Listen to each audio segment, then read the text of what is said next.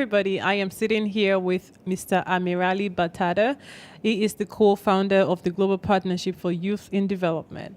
And so we're just going to get in conversation with him and go, delve into the old genesis of how the Youth in Development, Global Partnership for Youth in Development started, and, how did this initiative start?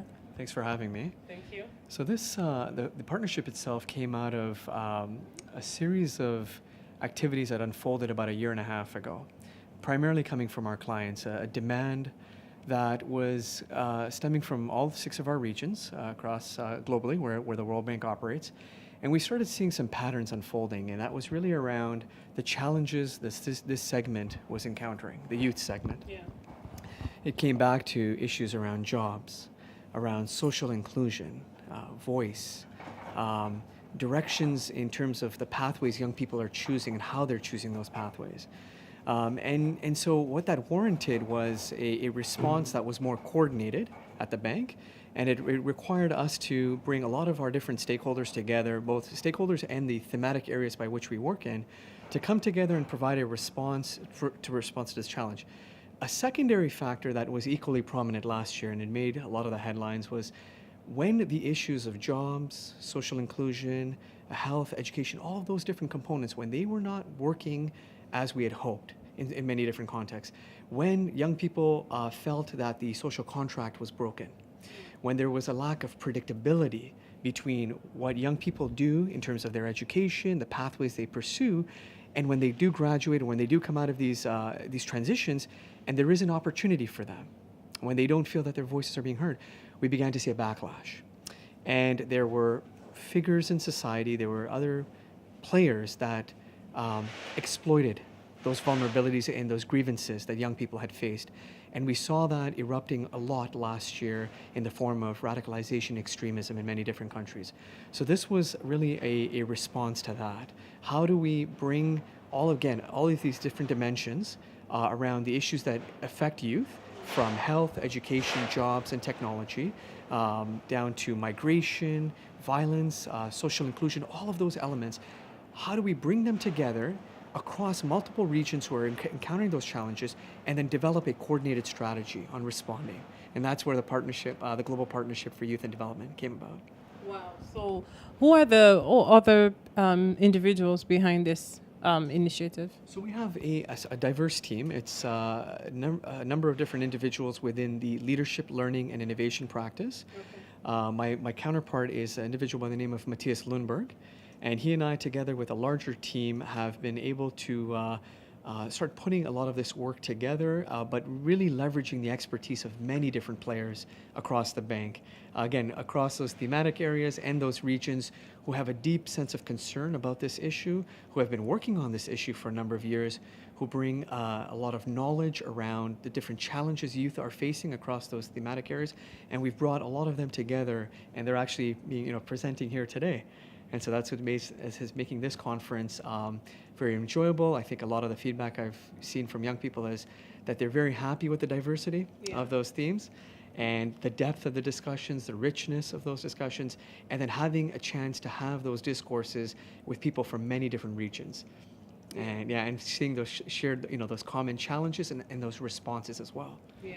I must say, I am really impressed with the way the forum is going. I see a lot of diverse faces, and on your agenda for the whole forum, the 3 days, it seems to touch on a lot of issues, So, and I also spoke with Mr. Lundberg, so that was a great conversation that we had as well. I'm curious as to you personally, what's your background, and how do you contribute in this? Sure. Okay. So professionally, I wouldn't say I'm the typical individual that falls in a youth category or working on this issue, and I think that's what one of the reasons we've actually had some good discourses. Myself and Matthias, he has a traditional background in this area, and then I sort of bring the dimension I'm bringing to the table is a background of over nearly 15 years in the private sector, working quite closely with youth development from the lens of the private sector.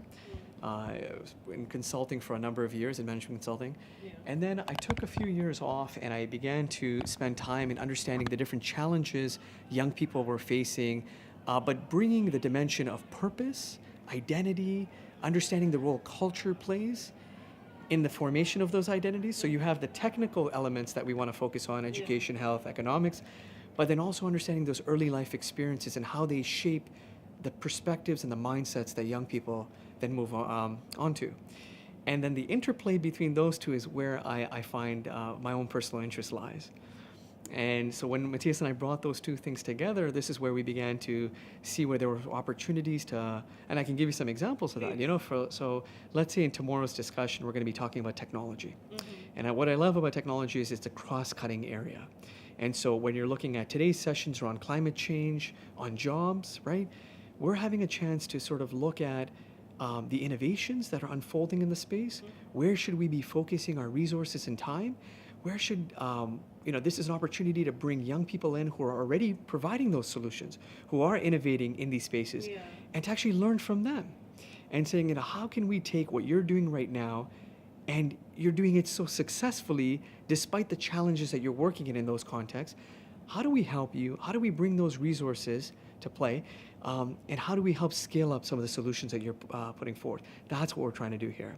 So I think if you look at the forum itself, the two things that Matthias and I were hoping that people would take away was, one is developing a deep understanding of the problems themselves on their own. So what are the health challenges? What are the jobs challenges? What are the trends? What are the trajectories in each of those areas? That's the first. The second part is, and tied to that component, is not only to understand the trends and trajectories, but understanding the interplay and the interdependencies between them.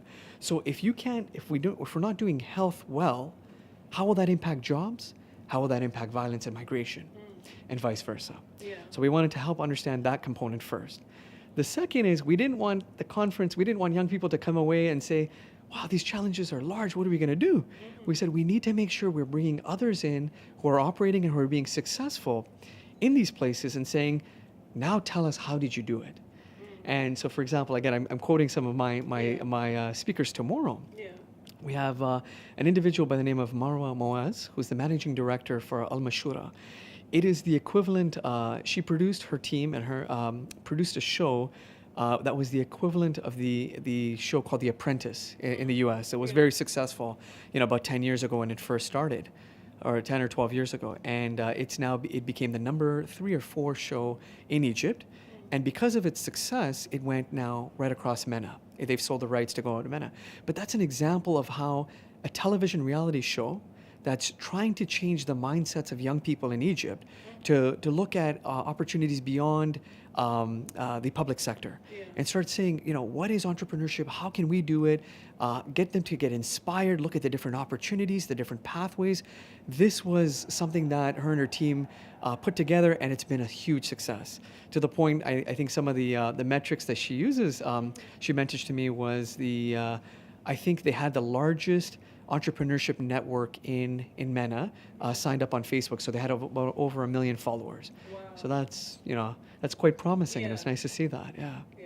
I mean, it's really nice to hear a success story, and I'm glad I didn't have to ask you what's one success story, and that is here today. But all of the speakers are successful in their own rights, and they are young people. Most of them? I would say majority. Majority of them? How we are identifying youth for this conference, we were looking at anywhere from 15 to 35 in that range, because you have some incredible young talents that are in that range of 15 to 20 that are been inspired much earlier, and then of course the majority that I've seen really begin to find themselves, whether it's pursuing secondary education, encountering some challenges shortly after they graduate, and realizing that maybe they need to take a different path, but they become, take on their own sort of identities around that mark, around 20, 25, all the way up to 35.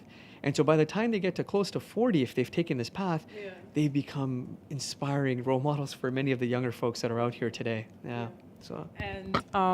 So from my conversations with some of the participants, I'm like, what's your connection here? Why, a lot of them say networking. Networking is one major thing they're looking to get out of this. What do you think networking would do for some of these people? And also in terms of action point from here. So, this is not your first rodeo at events like this that brings people from all over the world together, and the conversation ends there. One of the reasons why I'm actually doing this, regardless of the challenges I faced in trying to put this together, is I don't want this to just end here. I want this to be a conversation that drives the momentum with young people, and just to keep the conversation going. So, what are some action points, and then what the first the networking, and then also what's the action points that you can see from here? Okay. I think there's two that come to mind immediately. Okay. One is, I think the networking itself is playing a very there's a role of mentorship I see happening here. Yeah. I see a sense of inspiration. Okay, from the conversations I've seen at the tables, I see young people or others who work in different contexts and are asking others who have been very successful or have tried things out or have failed but have course corrected along the way, and I think they're learning a lot. And I think they're being inspired and are almost gaining new mentors from halfway across the world. So that's the first point I'm beginning to see.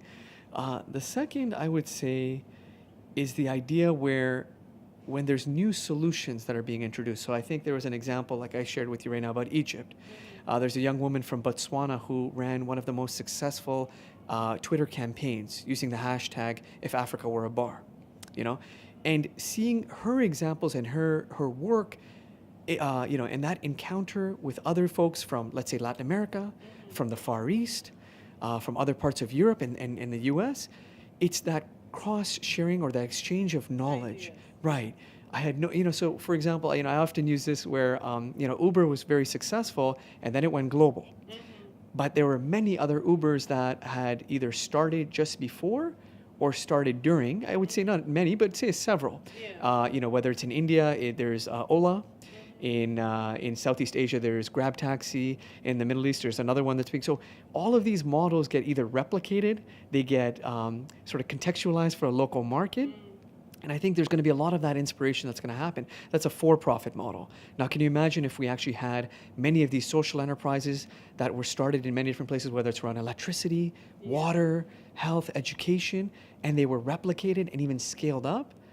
In other words, this is where I see success happening. Yeah. And so definitely like a communion like this, bringing people together, exchange of ideas happens, and people are able to learn from each other, replicate, each other's, ideas in their own way to go forth with it. Exactly it. Yeah. So with diversity, culture, and I'm asking this question because I'm going to give credit to the person who originally asked me this question in one of my earlier interviews with Ahmed Alendawi, who's going to be here on Wednesday. Right. I was happy to interview him last week at the UN.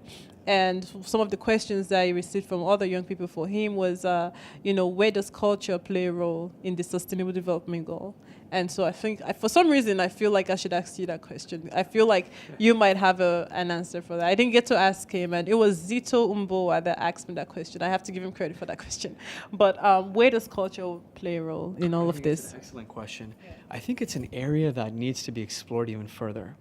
My personal interest as it relates to culture is around behavioral change, around mindset change. I think it's very important for when it comes to development. I think this came up a number of times in the sessions where, this notion, if you build the schools, if you provide infrastructure, if you offer a lot of these different services, whether it's in health, education, whichever category you're looking at, the turn-up is not always as strong as one would hope, okay?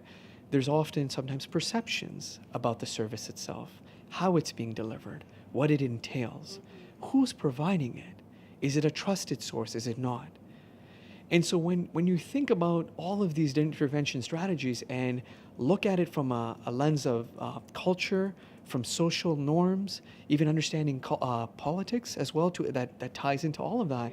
If you look at culture sort of more broadly, then I think what it does is gives you an opportunity to sort of take a step back and say, what works? When are people inspired? When are campaigns most successful?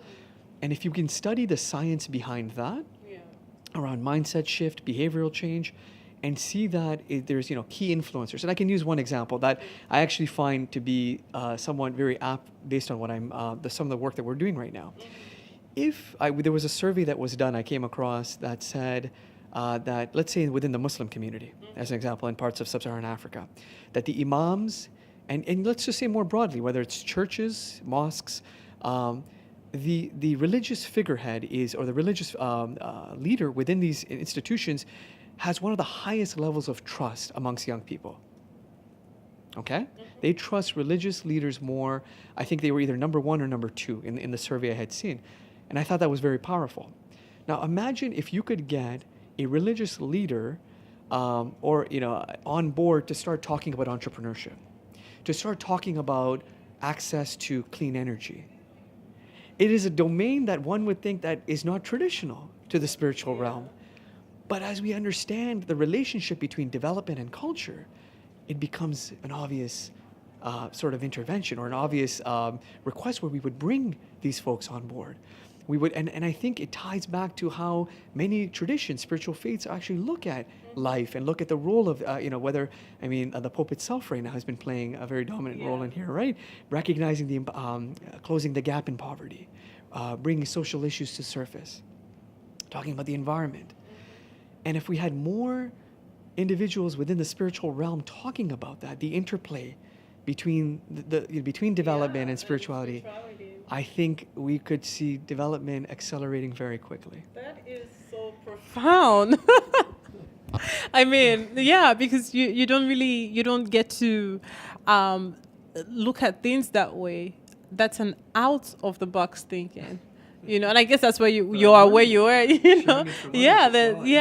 and those are the kind of out of the box thinking that is required. And when you think about culture, that's culture, your religion, your background, and that's all culture, and so it does play a role. But you feel like it's undermined greatly.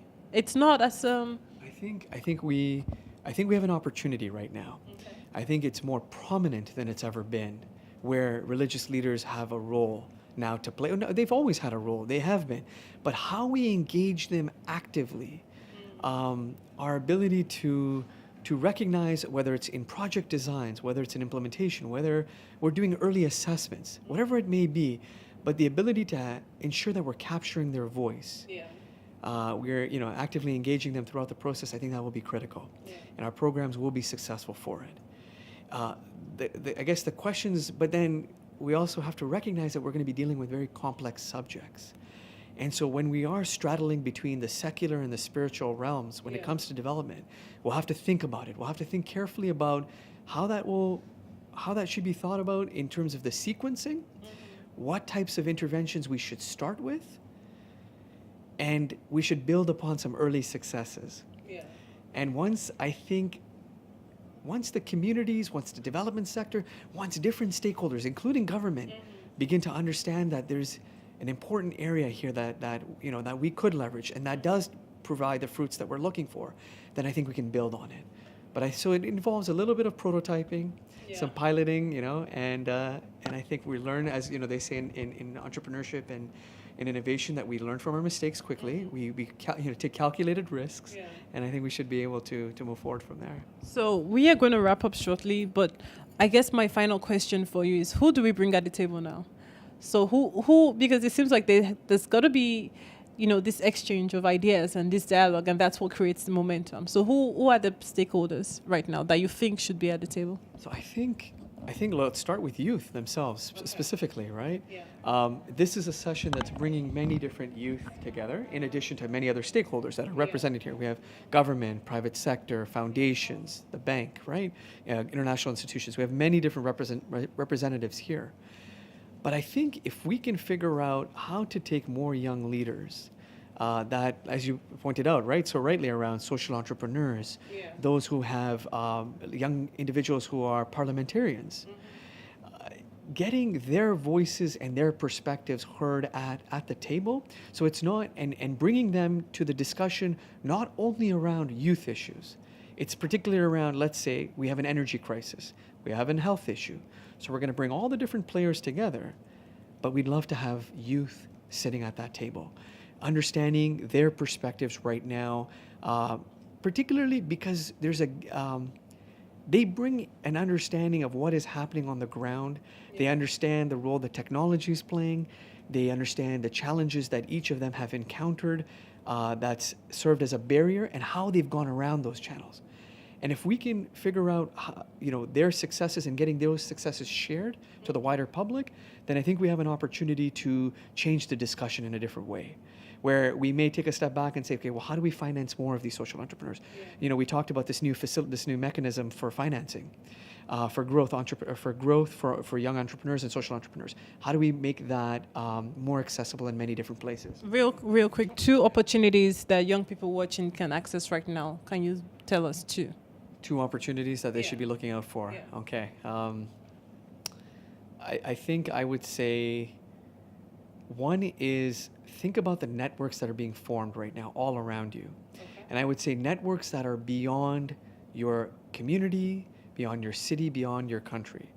Okay, there's a lot of, I think because of the net, because the way, and I'm going to bring my perspective on innovation specifically, because when we're talking about development and we're talking about identifying solutions, I'm going to tell young people to look at all the different global networks that are happening right now through Facebook, through other channels, where there's institutions in the U.S. right now that are trying to move globally, right? So whether it's Silicon Valley that wishes to invest now in many different countries, in many different regions of the world, which is different than how they're looking for outlets and local players that are willing to partner with them. And I think if they keep their eyes on that, they'll have huge opportunities for one, ideation, understanding how problems are being solved in other parts of the world, and the clear step-by-step pathways on what they can pursue. Okay. Second. And the second part, I would say, one of the most important elements, I think, is going to be for young people, for everyone in the future, and that's education, and that's knowledge. Obtaining access to the most relevant, cutting-edge knowledge will be critical. Find that knowledge. It's out there. And it's going to take a little bit of digging at times. So you have the networks that we had just talked about, which is going to be very important. That may help you get access to that knowledge, to access to those resources, the financing. But the knowledge itself is something they'll have to seek out. And that means, as an example, if you are a young social entrepreneur recognizing, let's say let's say it's not your city, but it's in a tier 2 city or a village, for that matter, and you recognize that solar technology is dropping in price, right? It's more affordable. How do I get my hands on that? That's one. How do I find the right suppliers?